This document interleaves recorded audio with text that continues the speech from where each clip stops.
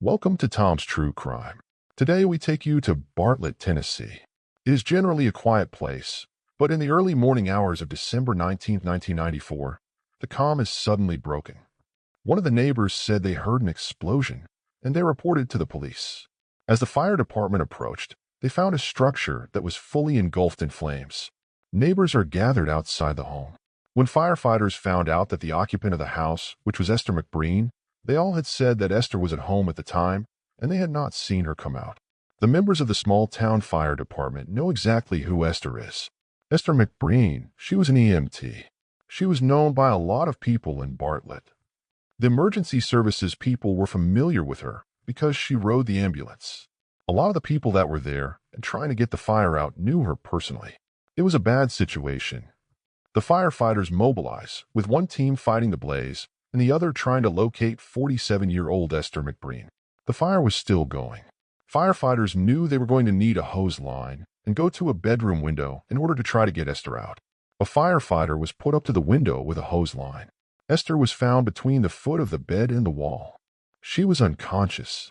It appeared that she had gotten up and tried to get out and collapsed. Esther suffered first and second-degree burns on her torso. It didn't appear that she was breathing, and firefighters' biggest concern was to get her away from the structure.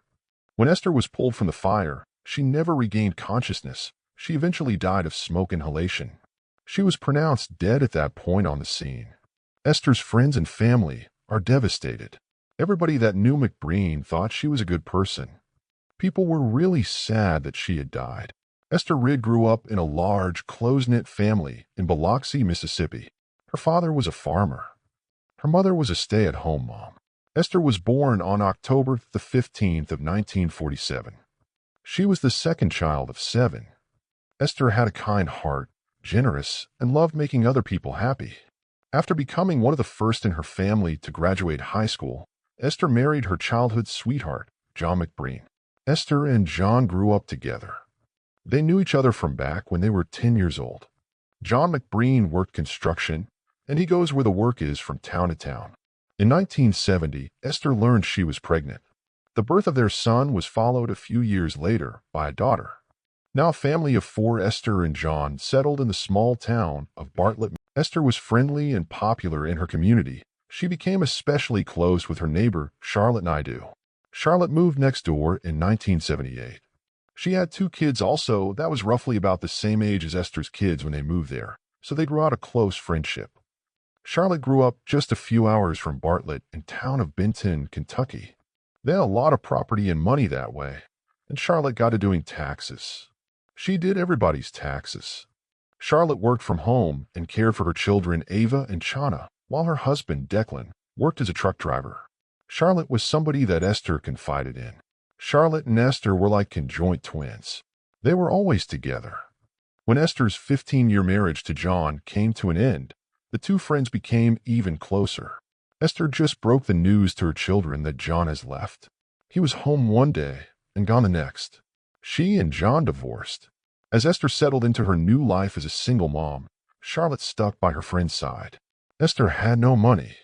With Charlotte's support, Esther came up with a plan to get back on her feet. Charlotte had been taking courses to become a nurse. She told Esther that she could make good money as a nurse's aide. She got a raise when she found work as a medical transcriber. Esther was happy. In 1988, Esther also began volunteering with the Bartlett Fire Department. Firefighters needed somebody to do the bookwork, and she joined the fire department to be the bookkeeper and accounting for the fire department. And later, Esther got her EMT license. But in the late 1980s, 40-year-old Esther was dealt a major setback. She was diagnosed with cancer in 1987. She had developed breast cancer and had to take a series of chemo and radiation treatments. When Esther did find out she had the cancer, it got her down mentally for a while. Then she found her strength and decided she could beat the cancer. Charlotte immediately stepped in to help. Nobody had looked after her the way her friend, Charlotte Naidu, had looked after Esther. Charlotte would go buy groceries for her, bring them to the house to her. Charlotte was a super friend to her. Esther McBreen endured grueling treatment, but after 6 years, she came out the other side cancer-free. She found out she was in remission. It was a real uplift to her because she felt like she had beaten it. She said all the time, "I can beat it," and she felt like she had. Her son asked her one time, "Did you regret anything?" She said nothing. She lived every day like it was the last one she had. Tragically, Esther's second chance didn't last long. On December 19th, 1994, her hopes and dreams go up in smoke. Firefighters worked on the fire for 25 to 30 minutes before they were able to bring it under control and knock it down. As fire investigators inspect the remains of the house, questions begin to arise. When firefighters enter the home on December 19th, they observe a heater close to the front door. Near the heater, investigators find another unusual object among the ashes. There was a propane bottle inside the home. Not many people store propane bottles inside their homes. When investigators take a closer look at the propane tank, their suspicions grow. The valve had been turned and left cracked. That means the gas is coming out. So that put a key indicator there is something strange going on. They thought it might be set intentionally, but there was only one person in the home. That was Esther McBreen. It wasn't just an accidental fire. December 19th, 1994. A house fire in Bartlett, Mississippi has taken the life of cancer survivor and beloved community member, 47-year-old Esther McBreen. Now, investigators with the fire department have reason to believe the blaze was no accident. Propane bottles like you use for your gas grill are not normally kept inside the home. There was also an electric heater that was in close proximity to that tank. There were several things that didn't add up. For the time being, investigators decide to keep their suspicions to themselves. They keep it hidden from the public in the very beginning of it because you never know who's listening. There is one thing they can't keep under wraps: the news of Esther's death. One of the persons that had come up on the scene was Charlotte Naidu. She openly said that she was a best friend of Esther McBreen and how devastating this was.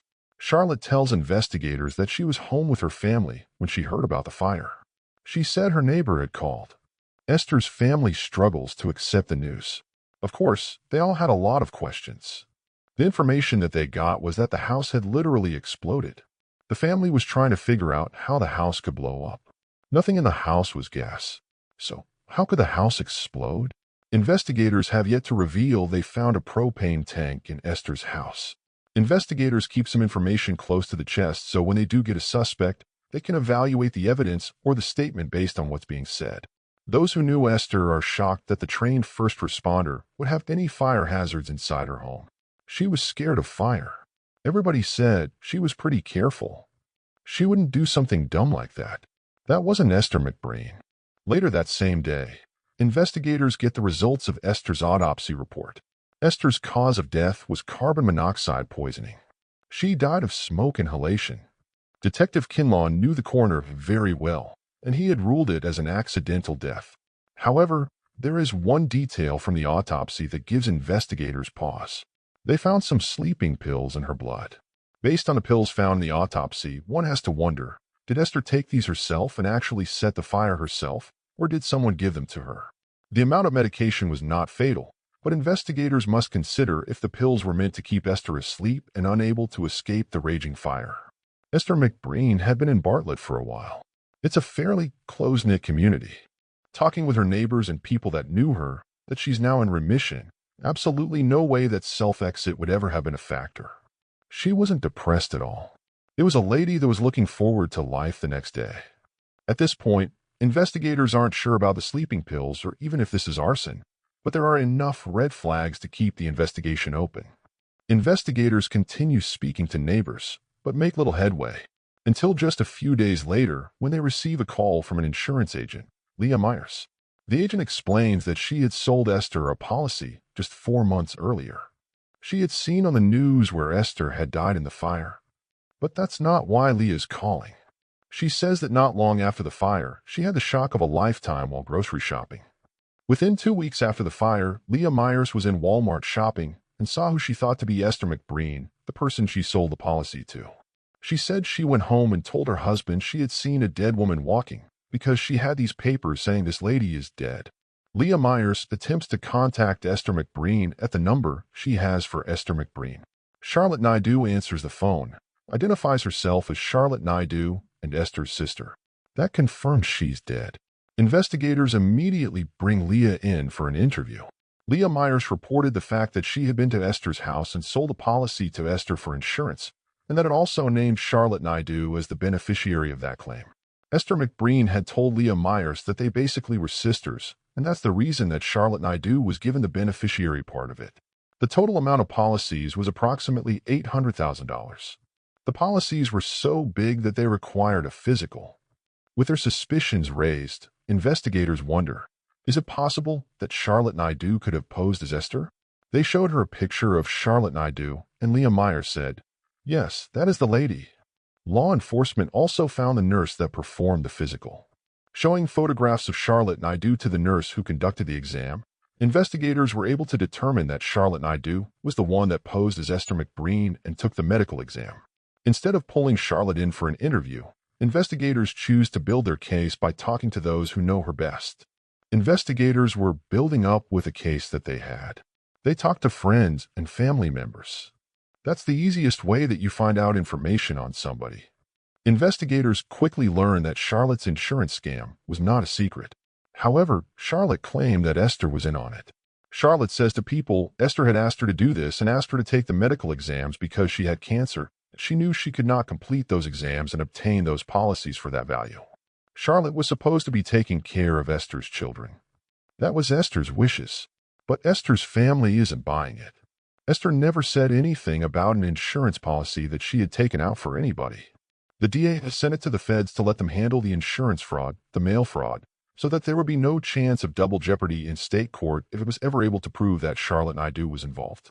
While federal authorities take over the fraud case, investigators refocus their attention on Esther's death. At this point in time, Detective Kinlaw do believe Charlotte Naidu was involved. Firefighters found that Naidu had an alibi in the fact that she was at home at the time of the fire. Investigators knew it was arson, but trying to prove arson is hard to do because it's hard to get to the person that actually set the fire. Tennessee authorities investigating the fire that took the life of 47-year-old Esther McBreen have found that her best friend, Charlotte Naidu, stood to gain over $800,000 in insurance payouts. Charlotte was her best friend, and she said Esther McBreen wanted Charlotte to take care of her kids. The intention was to defraud the insurance company about the cancer and for Charlotte to take care of her kids with that money. While federal authorities dig into the insurance fraud, local investigators continue looking for proof that Charlotte is behind Esther's murder. Investigators knew it was arson. Investigators did not know who had set the fire. Months pass with no new leads. However, they do learn that Charlotte Naidu has been keeping close tabs on the investigation. Naidu had two people that were good friends of hers also. One happened to be a dispatcher, and they were feeding information to her. Naidu was getting information about as fast as the investigators were. To stop the leak, investigators take an unusual step. They released false information to the public about an electrical cord being the cause of the fire to try to get the person who did set the fire to relax and not be worried about it. Detective Kinlaw wanted her to feel like everything's fine. Although no arson or murder charges have been filed, Charlotte remains under investigation for insurance fraud. Early on, investigators had contacted the insurance companies and advised them not to pay on the policies. One of the policies still paid $280,000 before the investigation stopped payment of the rest of it. Charlotte used the money to purchase numerous rental houses. While Charlotte appears to have no intention of making good on her promise to care for Esther's kids, that doesn't prove she is a killer. For the next 2 years, investigators continue to question anyone familiar with Esther and Charlotte until 1997, when they finally get the break they have been waiting for. A confidential informant approached an officer that he had a trusting relationship with and confided in him. He started talking about Charlotte Naidu and her involvement. On January 16, 1997, investigators sit down with the informant, Ezra. Ezra was friends with Esther and Charlotte. He confided that Charlotte had approached him on 2 different occasions, asking him to kill Esther as a mercy killing. She had cancer. She was dying. When Ezra declined, Charlotte asked him for advice. Ezra was friends with several police officers, so she asked him about how to burn a house down without getting caught. Ezra didn't go to the authorities at that time because he didn't think she was going to really go through with it. He did not think Charlotte was capable of actually doing it. Ezra's statement comes close to confirming investigators' suspicions about Charlotte, but they will need more. Ezra is willing to help. He agrees to wear a wire and meet up with Charlotte. They began trying to use him to go in and speak to Charlotte and try to get her to confess. Detective Kinlawn does not know how many times he sent Ezra in to talk to Charlotte, trying to get her to say on tape that she had been the one to do it. She didn't confess. They never got what they wanted. Investigators fear the case is once again in danger of going cold, until a second informant named Tyler Nipper comes forward 2 weeks after the first tip from Ezra. Tyler Nipper was trying to get a lighter sentence. He was in jail and wanted help on his charges. On February the 3rd, 1997, Detective Kinlawn went in to talk to the informant in jail. Tyler tells them that he has information about Esther's death, information he got from his former landscaper, Evan Overmyer. They've been working together. Overmyer had confided in him one day that he had done something that he regretted. Evan Overmyer told Tyler Nipper that he had killed Esther McBreen and that Charlotte Naidu had paid him to do it. At this point, Tyler reveals a detail investigators have long suspected but never made public. Evan Overmyer told Tyler Nipper that he had to make it look like an accident because if she died from cancer, the policies may not pay. When he was telling the story, investigators felt they may finally have the evidence they need to charge Charlotte. Detective Kinlawn feels this is the break they have been looking for if he is telling the truth. The next step is to try to substantiate what Tyler Nipper is saying. Detective Kinlawn did research on Overmyer and found out that he was on probation. In Evan Overmyer's file, investigators find information connecting him to Charlotte. Charlotte Naidu was listed as his employer and the person to contact in case of emergency. Confident that they are on the right track, investigators set up a sting. Detective Kinlawn devised a plan with his probation officer to have Overmyer come into the probation office for a meeting. And they got Tyler Nipper out of jail and wired him and had him report like he had just been put on probation. Detective Kinlawn had them sit in the lobby together like they are waiting to see their probation officer. With a wire live, Tyler acts surprised to see his former coworker and friend. Investigators had him ease into the conversation and get into what Overmyer had told him in the past. Tyler Nipper had said that he was thinking about killing somebody, and that's the way he got the conversation started. Overmyer's response when Nipper's asking him about the situation was, "You should think about it, your past doesn't escape you." The irony of that, his past wasn't escaping him. There were state investigators sitting in the other room listening on a body wire, and Nipper just said, "You remember the time you told me you killed this woman?" While Overmyer didn't come out and say exactly what Detective Kinlawn hoped he would say, he didn't deny it at all. At this point, Detective Kinlawn felt like he was ready to talk to Evan Overmyer directly. 2 years after Esther McBreen is killed in a house fire, Tennessee authorities are eager to talk to Evan Overmyer following incriminating statements made during a wiretap. On February 20th of 1997, Detective Kinlawn went to Evan Overmyer's residence, and when they got there, Evan said that he had been expecting them. Overmyer accompanies them back to the DA's office for an interview. Detective Kinlawn began interviewing Overmyer and was going through some preliminary background stuff. He was nervous and uptight and panicky. Detective Kinlawn said to him, "You know why you're here." Finally, he started his confession. Overmyer explains that he met Esther in 1993 when she hired him to do some work around her house. Overmyer was a handyman. Evan Overmyer was also friends with Charlotte, and he says in 1994, Charlotte came to him with a dangerous proposition. He said Charlotte offered him $5,000 to kill Esther because Esther was suffering because she had cancer. She told Evan Overmyer that she was going to die anyway, so why not take advantage of it? Ultimately, Overmyer confessed that he was the one that set the fire. Investigators got an arrest warrant that night, and he was booked into jail. After Overmyer confesses, investigators want to substantiate what he's saying by trying to get him to talk to Charlotte by wearing a body wire. The following day, investigators put their third and hopefully final sting into action. They wire him up and send him in to talk to Charlotte under the pretense that he's feeling bad about it. Charlotte didn't say the things they would like for her to have said, but she didn't say anything that indicated that she was innocent either. And to the contrary, she ended up giving him $200 to leave town. After failing to get the confession they need to make an arrest, investigators press Overmyer for more details of the murder. In Overmyer's original confession, he left out the part about the propane tank. Overmyer says, on December 18, 1994, he went to Esther's house for a visit. Overmyer went over just to act like he was coming by to visit with her, because she was familiar with him. Overmyer brought a propane tank Charlotte had asked Esther to keep for her. Overmyer said he had given her medicine to make her fall asleep so that she would not suffer during the fire. He waited for her to go to sleep before he set the fire. He talked about cracking the valve on the propane, and he put newspaper down. He turned the heater on and walked out the door and left. Once the heater come on, ignited the paper, the gas was already there for the paper to ignite it. And that's when you get the big explosion. Overmyer was telling investigators enough about it that wasn't public information. He told it in a way that he is telling you the truth.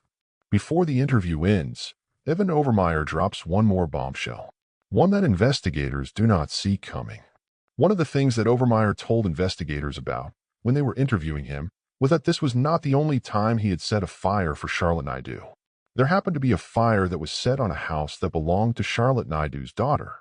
It was 2 years after the fire in Esther's house. Charlotte and her daughter evidently decided the best thing to do is set it on fire and then get that insurance money also. Investigators are stunned. Charlotte Naidu has gone from this person that everybody knew and liked to a criminal mastermind.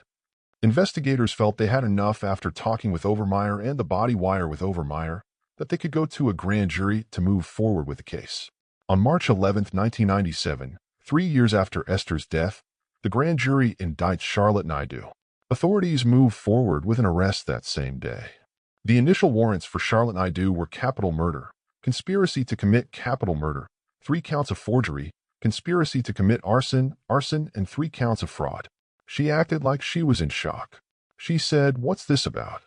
Following her arrest, investigators execute a search warrant at Charlotte's home. One of the things that they found in the search warrant was several $100,000 worth of insurance on another individual. The gentleman named Hunter Papp. Investigators found out that she was trying to make arrangements to whereby they were going to kill him, just like they did Esther McBreen for insurance purposes. Detective Kinlawn found all these insurance policies on Hunter Papp, with Charlotte Naidu being the beneficiary. Investigators discover Hunter Papp was an individual that Charlotte Naidu's mother oversaw his financial dealings. The murder of Hunter Papp was already in the works. Fortunately, Charlotte has not yet had time to pull off her next plot. Investigators find Hunter Papp alive and well. When Hunter Papp was interviewed, he did not even know who Charlotte Naidu was. Once Charlotte did it with Esther on the insurance.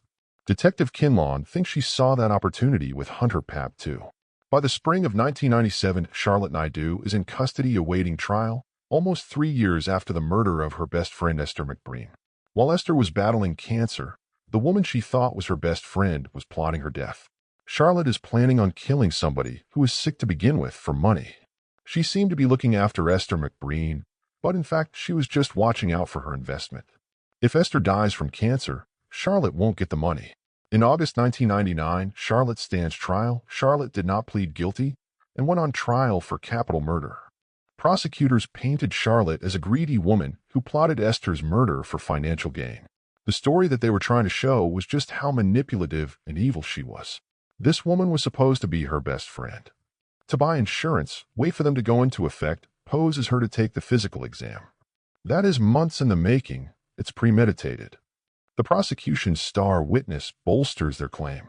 Evan Overmyer took the stand and told of his involvement in the murder of Esther McBreen, and he also told of Charlotte Naidu's involvement. Charlotte's defense was she was doing what Esther wanted and attaining those policies fraudulently. The plan was for her to be the recipient of the money because the kids couldn't handle the money. As the trial unfolds, Charlotte's lack of emotion stuns the courtroom. She's sitting there listening and watching what's going down, but totally unmoved. In her entire life, if anything ever went wrong with her, money bought her out of it. Charlotte probably felt that money will buy her out of this also. After a brief deliberation, the jury returns a verdict. Charlotte was found guilty on all counts. When Charlotte was found guilty at the trial, the judge looked her in the face and said, "You never deserve to walk the streets of Tennessee again." She was sentenced to life in prison with no possibility of parole. Though Charlotte is safely behind bars, the legacy of her cold-hearted plot lingers in Bartlett. Charlotte Naidu took the life of a lady that was already fighting cancer, a lady that was well known in the community, a volunteer that helped anybody. And to murder her that way, all for one thing: money. Evan Overmyer pleaded guilty to conspiracy to commit capital murder and receive a life sentence. Thank you for joining us on this episode of Tom's True Crime. If you are interested in more in-depth investigations into the most perplexing crimes, be sure to like and subscribe to our channel. What are your thoughts about this case? Please share them with us in the comments below. Until next time, stay safe.